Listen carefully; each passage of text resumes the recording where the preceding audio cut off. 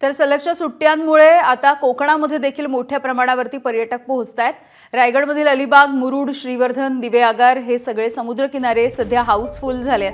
पर्यटकांनी या सुट्टीचा आनंद लुटण्यासाठी समुद्रकिनाऱ्यांना पसंती दिली। इथला आढावा घेतलाय आमचे प्रतिनिधी गणेश महाप्रळकर यांनी।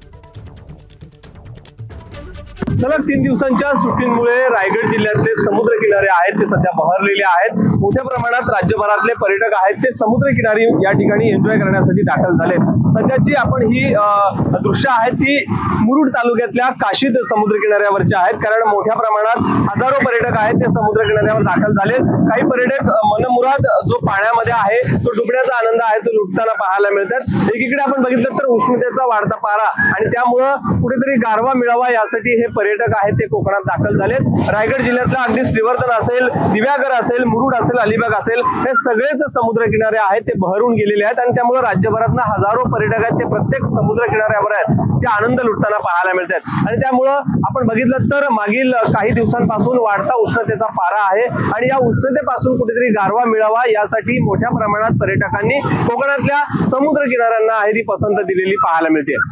गणेश महाप्रळकर, एबीपी माझा, रायगड। एबीपी माझा, उघडा डोळे बघा नीट।